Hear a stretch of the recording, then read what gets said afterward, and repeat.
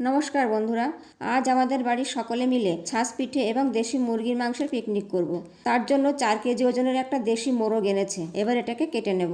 এবার উনুনে একটা বড় কড়াই বসিয়ে গরম করে তাতে খানিকটা সর্ষের তেল দিয়ে দেব। তেল গরম হয়ে গেলে প্রথমে আলুগুলোকে ভেজে নামিয়ে নেব।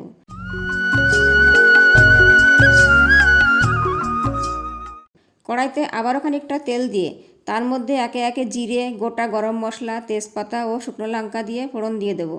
তার সাথে দিয়ে দেবো কুচনো পেঁয়াজ। এগুলোকে লাল লাল করে ভেজে নিয়ে তার মধ্যে দিয়ে দেবো পেঁয়াজ বাটা, রসুন বাটা, আদা বাটা ও জিরে বাটা।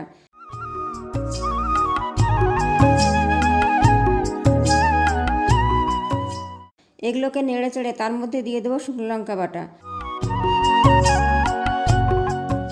আর দেবো টমেটো বাটা। মশলাগুলোকে নেড়ে চেড়ে এবার এর মধ্যে দিয়ে দেবো স্বাদ মতো নুন ও পরিমাণ মতো হলুদ।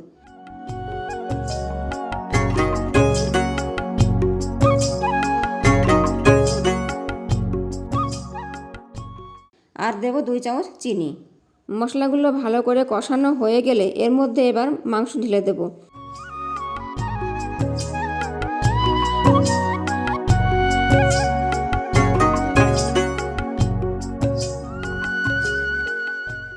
মাংস নাড়তে নাড়তে তেল ছেড়ে দিলে ভেজে রাখা আলুগুলো দিয়ে দেব। তারপর মাংসে খানিকটা জল দিয়ে দেব। পিঠে দিয়ে খেতে হবে তো, তাই একটু ঝোলঝোল রাখবো। দেশি মুরগির মাংস তো, তাই একটু বেশি সময় ধরে রান্না করে নেব।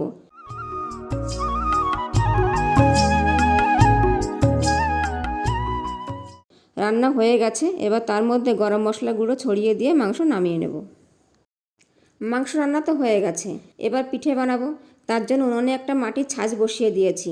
ছাঁচটা খুব ভালো করে গরম হয়ে গেলে হাতা দিয়ে আগে থেকে পেস্ট করে রাখা ব্যাটারটাকে ছাঁচের মধ্যে দিয়ে দেব এবং একটি সরা দিয়ে টাইট করে ঢাকা দিয়ে দেব। আরেকটা কথা, 6-7 ঘন্টা আগে ভিজিয়ে রাখা আতপ চালগুলোকে জল দিয়ে মিক্সার গ্রাইন্ডারে পিষে ব্যাটার তৈরি করে নিয়েছিলাম। এইভাবে করলে খুব সহজেই খুব সুন্দর পিঠে তৈরি হয়। দেখো পিঠেগুলো কেমন জালি জালি হয়েছে।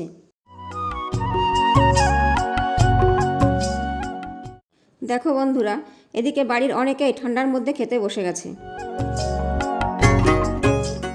দেশি মুরগির মাংস দিয়ে ছাঁচ পিঠে খেতে খুব সুন্দর হয়েছে। তোমরা একবার বাড়িতে বানিয়ে খেয়ে দেখো। ভালো লাগলে ভিডিওটি লাইক করে চ্যানেলটিকে সাবস্ক্রাইব করে দিও এবং পাশে থাকা বেল আইকন বাটনটি প্রেস করে দিও।